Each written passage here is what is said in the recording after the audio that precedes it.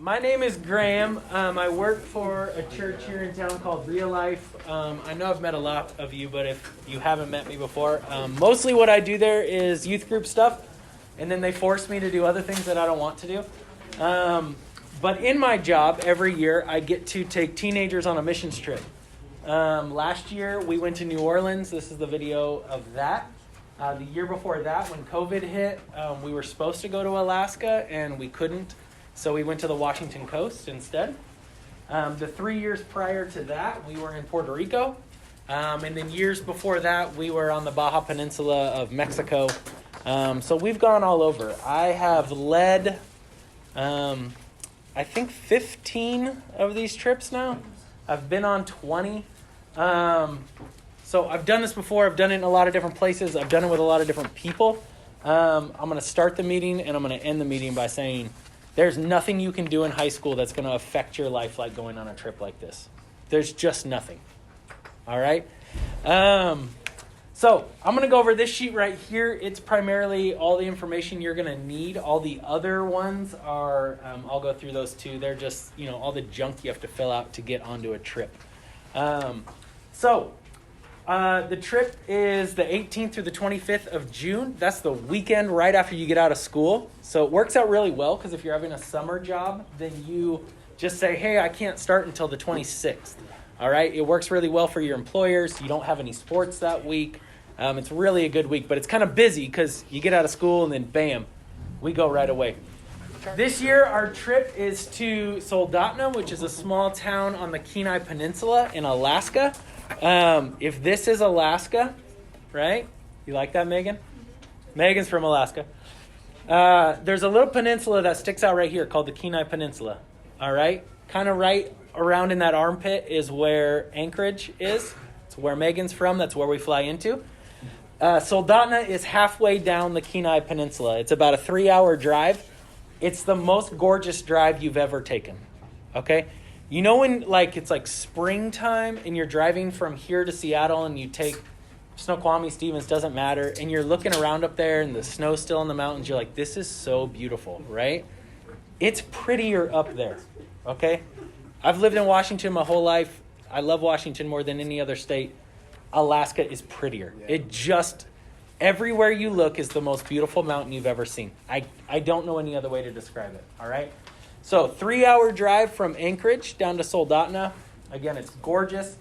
That's on the Kenai Peninsula. So we will spend a week in Soldotna. We are working with an organization called Alaska Missions. And they do all kinds of stuff all over the state of Alaska. Literally all over the state of Alaska, which is a really, really big place it's a lot of coverage. In June, when we go with them, they put on sports camps for local kids. Alaska has a super high rate of poverty, abuse, and addiction. In a lot of the small towns, especially way out there, it would be very rare for you to grow up without experiencing poverty, abuse, or addiction in your household. So that's not true of everybody, but we kind of keep that in the back of our mind as we're hanging out with some of these kids. So we put on these sports camps for kids, primarily focusing on basketball, volleyball, and archery. Archery is a big deal in Alaska because everybody hunts.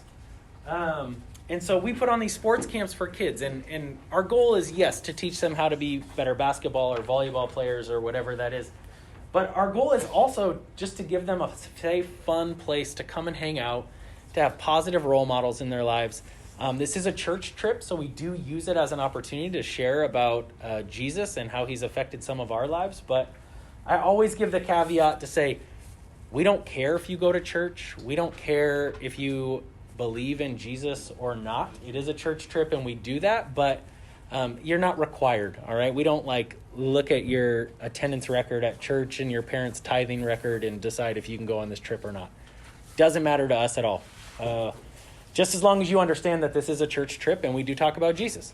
So we spend our week hanging out with kids all day. We'll also get to know some local kids in the area. I'm really hoping we can, when Jared and I got to go in March, we got to talk with some kids who grew up in tiny, tiny villages way out in the middle of nowhere. We're talking like 150 people in their whole village.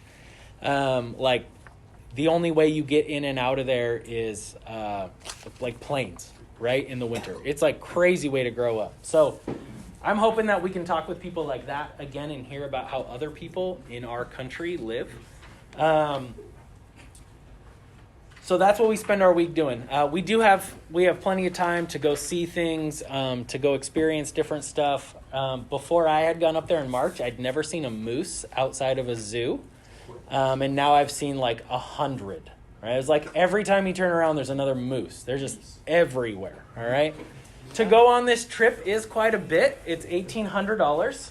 A vast majority of that we give right to the organization that pays for your food and lodging. Everything is more expensive in Alaska because almost everything has to get shipped there. And plane tickets are really expensive right now. $550 goes to your plane ticket right away. And I have to pay for that ticket. Like your paperwork's due on the 13th. On the 17th, I have to buy your tickets. And I actually buy a ticket with your name and date of birth on it. All right? So that's where most of the money goes. I give you all the meetings you have to show up to right now. So if you play a sport or you have a job or something like that, you can take these dates to your coach or your boss right away and say, hey, I'm going on this trip. These are the days I need off, or these are the tournaments I can't make. If you can't make one of these meetings, we do make you listen to a recording, just like I'm taking right now, and then you have to take a test, which sucks because then I have to grade your test, but you have to know what's going on the trip. So I don't like busy work, but I need to know that you know what's going on. If you want to apply for the trip, there's a $500 deposit, which is a lot of money, I know. But again, I have to pay for your ticket up front on February 17th. All right? If you're sitting there and you're saying, there is no way my family has $500 or $1,000 for the two of us to go on this, there's just no way we could come up with that money. Come and talk to me, and we'll figure it out. All right? I just ask that you give me something, okay? So I know you're serious about the trip. But I grew up with a single mom. I grew up going on trips like this. I never paid a deposit because there's no way we had that kind of money. All right? And I just had to fundraise a little more. All right? That $500 does go to your trip, your overall trip. So the trip's $1,800. You give me $500 up front, you only owe me $1,300. All right? And we will help you fundraise the rest of it. All right? The way we fundraise is we don't do a group pool of money, because what happens, it's just like a group project at school. You get 2 kids who do all the work, and you get 3 kids who just sit around and mess on their phones, all right? So we don't do it that way. You raise your own money, all right? So if you send out your support letters, that goes directly into your account. Nobody else gets to touch that money. So the way that we help you raise that money is, 1, through support letters. At our first meeting, we will actually have you fill out this document, and it's like holding your hand to write a good support letter, okay? Every year, I'm not making this up, every year, tens of thousands of dollars come in through support letters, right? Every single year. And you're going to send this letter out. It's the exact same letter. You're going to send it out to everybody. You're going to send it to your grandma. You're going to send it to your crazy Uncle Willie who lives in Nashville, who you haven't seen since you were 6. You're going to send it to your mom's college roommate that you've never met, right? You're going to send it to everybody. And they're going to read your letter, and they're going to look at the one that I send with it, and they're going to be like, oh my gosh, Haley Helm has this opportunity to go on this trip. And you know what? I figured she was going to end up in drugs. So I'm going to support her on this trip. I'm going to send her $20 or whatever, right? And it's crazy because money just pours in. People you've never met will send you money. I swear to you. I swear. People you've never met will send you money. Or you'll be like, oh my gosh, I didn't know grandma had so much money, right?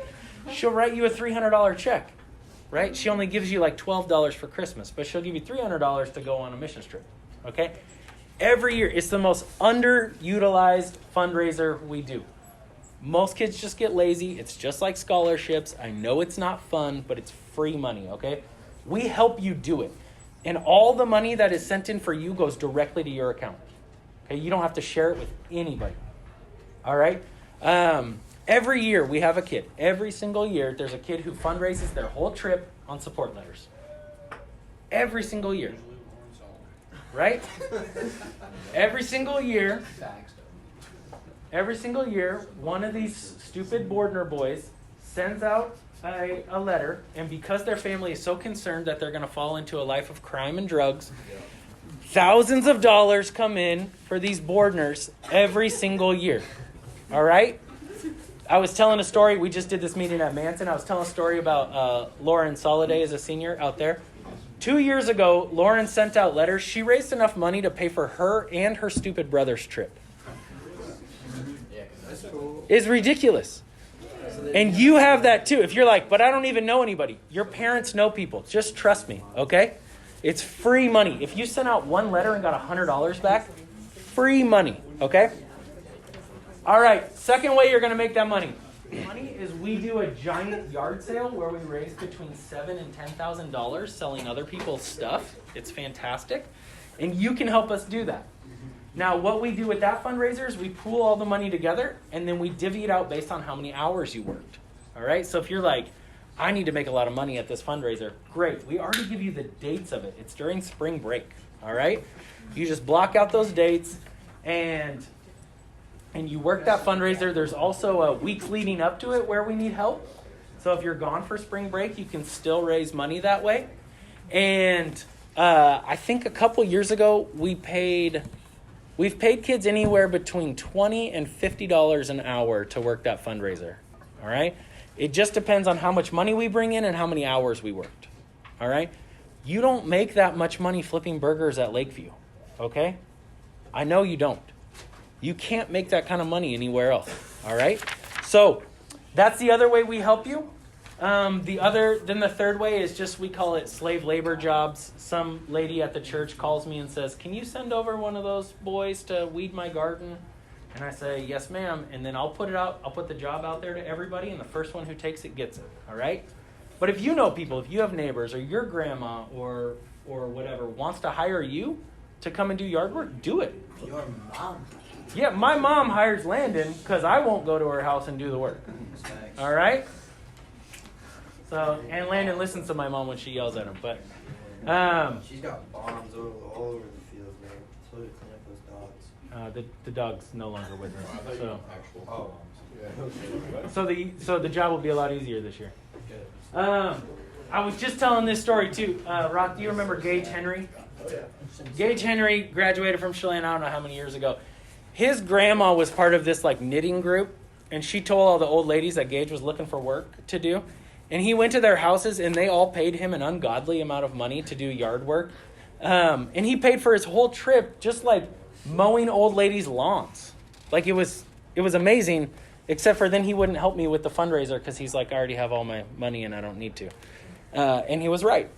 So that's how you pay for your trip. Every year we have kids raise thousands of dollars to go on this trip. I've never had a kid not go on this trip because they couldn't raise the money. I've had kids come to me and say, oh, I don't think I can raise the money, so I'm not going to go. I've never had a kid not be able to raise the money. All right? So if you think I can't go on this trip, money is too tight, there's no way I could afford it. No, if you put in the work, we'll make it happen. Happens every single year. So the way you apply for this trip is you give me a $500 deposit, or whatever you can afford. Just come and talk to me if you need help with that. There's this double-sided paper right here that just kind of helps me know everything about you. It also gives me the information I need to buy you a ticket, because I have to have your full legal name and your date of birth in order to buy a ticket for you. And then there are a few pages in here of like, if you're going to go on a field trip with school, like you have to sign something that says you won't sue the school if you die. That's what this is. And then Alaska Missions has their own set of that also. On the last page of the Alaska Missions stuff, they do ask some questions about your spiritual life. Like describe your relationship with Christ at this time. Okay, if you're like, I am not a Christian, I don't even know what to write, just be honest. All right, you don't have to make it up. You don't be like, oh man, I've been a Christian since I saw my uncle healed in the hospital 4 years. You're like, no, we're not. You don't go or not go on this trip based off where you sit with Jesus. That's not what will determine whether you go on this trip. We just want to know where you're at. All right, that's all. What am I missing? Oh yeah. Lastly, I started the meeting this way. I'll end it this way. There's nothing you can do that's going to affect your life as great as going on a trip like this. There's just not. There's no sport you can play. There's no club you can be in. There's no activity at this school or at home. There is nothing you can do that's going to affect your life like going on a trip like this. It's the reason why some of you have been on these trips with us year after year after year. It's the reason why some of your older siblings have been on this trip with us and now told you that you have to go on this trip with us, right? There's a reason why high school seniors from Chelan in their senior presentation mention this trip. It's not even a school trip, and they put it in their school presentation. There's nothing you can do that's going to affect your life like this trip. When you get out of your normal life, when we take away your phone, we take away the distractions, we take you somewhere else, and your whole week is focused on serving other people, just amazing things happen. It's just a life-altering, impacting trip, okay? There's nothing you can do that's going to affect your life like going on a trip like this. All right? Oh, no, thank you. All right, hey, Macy asked me a really good question. Hey, Macy asked me about vaccines and stuff like that. It's a great question. You don't have to be vaccinated or anything like that. We will do, because the organization asks us, we will do at-home COVID tests the week before we leave. All right? If you don't know how, I'll do it for you. I will shove that thing so far up your nose to make sure. But other than that, they don't care about vaccination status. You used to have a negative test to even get into the state, and it had to be an official test. That they don't do that anymore, so that's a lot nicer. That we can just do our own test before we go up there. And again, that's just the organization asks us to do that, just to be extra safe. So, all right, hey, if you didn't grab paperwork, there's paperwork still here. Take some of those snacks with you because I'm not taking them home. I'm gonna hang out. Yeah,